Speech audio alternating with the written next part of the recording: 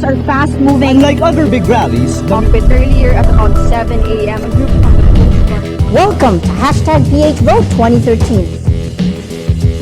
Today on Rappler, President Benigno Aquino says the Philippines' historic case on disputed territories is not meant to provoke China. Search teams say debris found in the Indian Ocean is not from the missing Malaysian plane.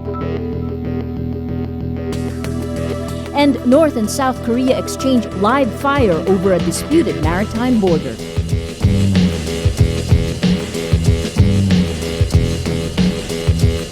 Hello, I'm Maria Ressa. Welcome to Rappler, your social news network.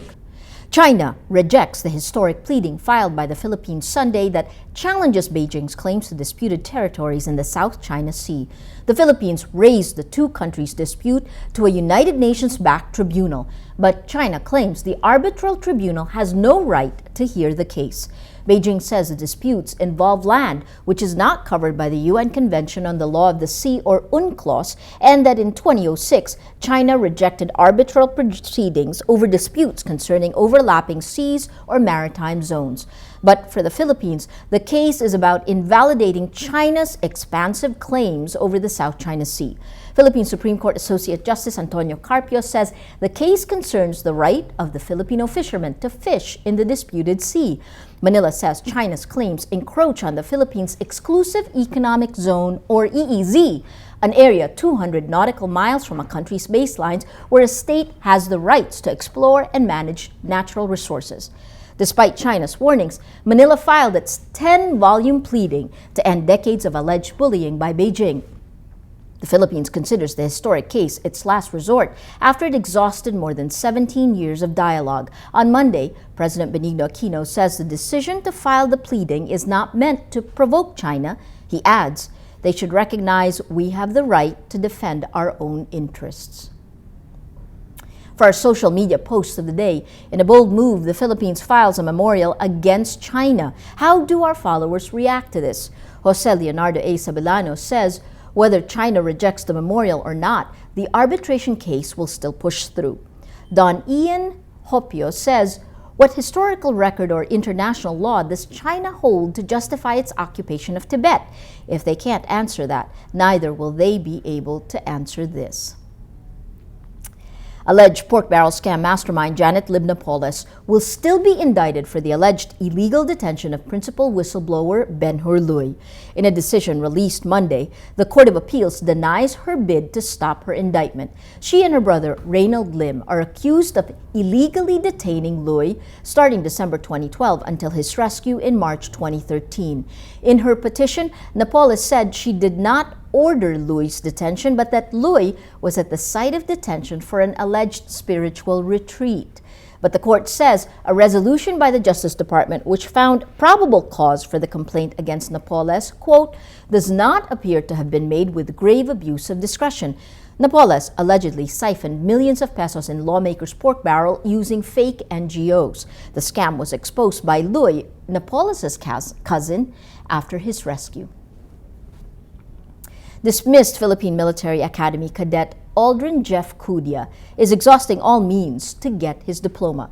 Cudia, along with his parents and the chief of the public attorney's office, meet with lawmakers 2 weeks after he was dismissed from the academy. His father, Renato, says they're not after Cudia's reinstatement to the PMA. They only want the diploma so Cudia can look for work as a civilian. Renato tells lawmakers, we are not against the honor code. We are against the unjust process of the honor committee. We are begging for your help. Cudia failed to graduate after losing his appeal to the honor committee. He supposedly lied about the reason for his tardiness in one class, an act that the committee said violated the honor code. Cudia's family appealed his alleged mistrial, saying one of the voting members was supposedly forced to change his vote. His is the most controversial case in recent history of the Philippine Military Academy, triggering public debate on the honor code. On Saturday, cities all over the world switched off their lights for this year's Earth Hour, a campaign organized by the Worldwide Fund for Nature. Across the world, lights were turned off in landmarks and buildings in more than 7,000 cities in a bid to reduce energy consumption. Singapore was the center of this year's global celebration. The stunning light displays of the iconic Marina Bay skyline were dimmed as the city-state hosted the flagship Earth Hour event. This year, Spider-Man was named as its first superhero ambassador, with the movie's cast leading the ceremonial switch-off. The movement has grown into a global phenomenon thanks to social media. It's launched Earth Hour Blue, a crowdfunding and crowdsourcing platform for environment-related projects. Among the projects featured, the building of boats for Filipino fishermen affected by Super Typhoon Haiyan in November last year. There's projects in almost every country around the world that are going beyond the hour. So, that's what it's all about. It's really about what happens beyond the hour. The hour is an hour of inspiration, but be inspired and do something else,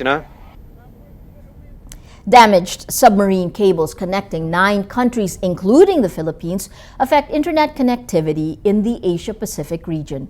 Philippine internet service providers Eastern Telecommunications and PLDT say damage to the Asia-Pacific Cable Network 2 last week caused the problem. While internet traffic was rerouted, the damage causes slower connections across the region. Eastern says it expects repairs to be completed on April 4, while PLDT says services will be restored mid-April.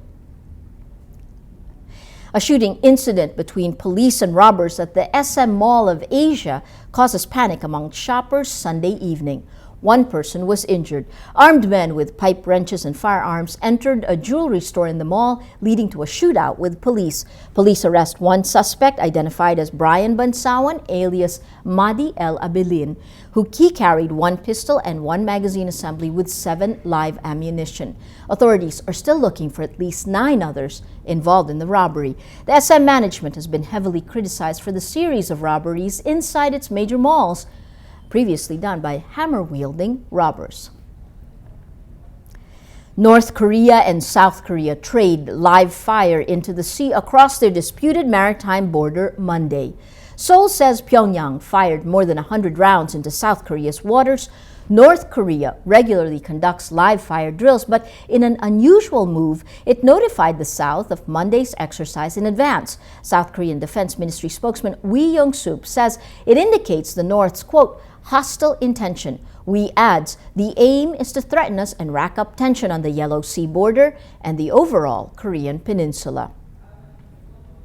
Let's now look at Rappler's Wrap for today, a list of the 10 most important events around the world you shouldn't miss. At number 5, 29 relatives of the Chinese passengers on board the missing Malaysia Airlines Flight 370 arrive in Kuala Lumpur Sunday as the search for the missing plane intensifies.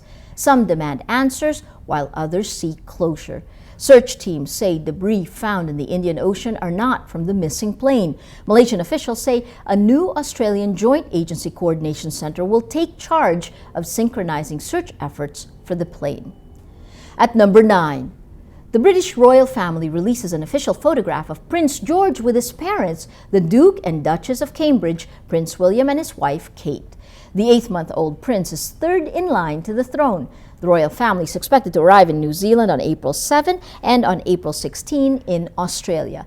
It will be Prince George's first overseas tour. And at number 10, a U.S. study shows the Monday immediately following spring daylight saving time records an increase in heart attacks. The study was based on a database of hospitals in Michigan. During this time, clocks are turned forward by an hour. The study's lead author, Amniyat Sandhu, says the rise in heart attacks seems to indicate that people are, quote, very sensitive to the loss of even 1 hour's sleep. For the full top 10, visit Rappler.com's The Wrap. 7 ladies win at the Binibining Pilipinas coronation Sunday night. Mary Jean Lastimosa is Binibining Pilipinas Universe, while Chris Tiffany Yanson gets the crown as Binibining Pilipinas Intercontinental, and Marianne Guidotti is hailed as Binibining Pilipinas International. Other winners are Yvette Marie Santiago, Parul Shah, Laura Lehman, and Hannah Sison. Every story on Rappler has a mood meter, which gives you 8 emotions to choose from.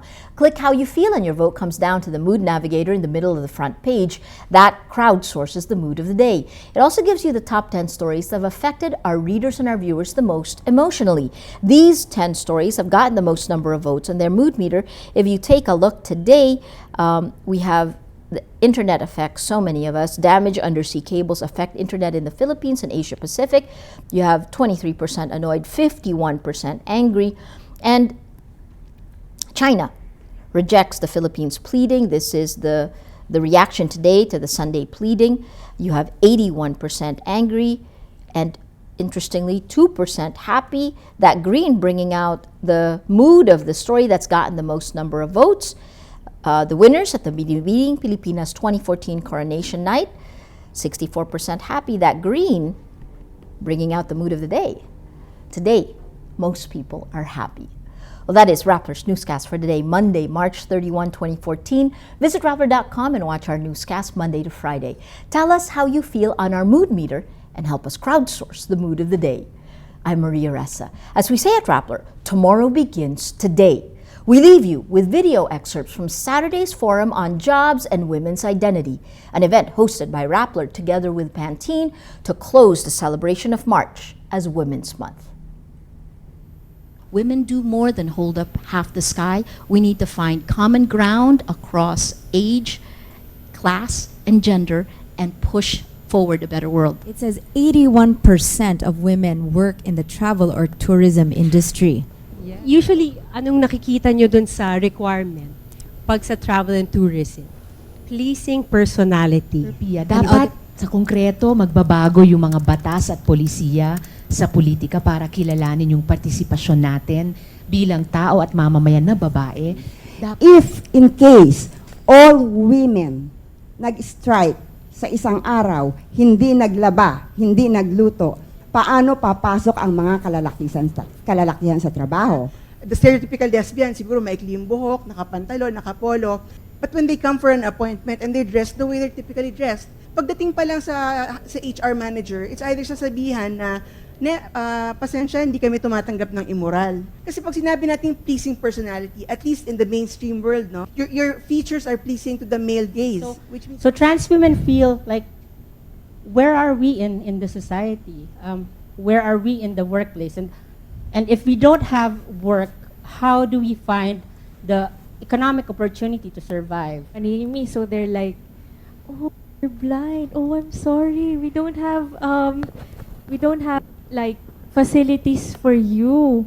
And really, we don't need special facilities naman. We can use the computer so we can work, send emails, and we can use the telephone or whatever. So, sa lugar namin, sa Quezon City, merong anyo ng pagkakahon sa mga kababaihan na hindi namamalayan.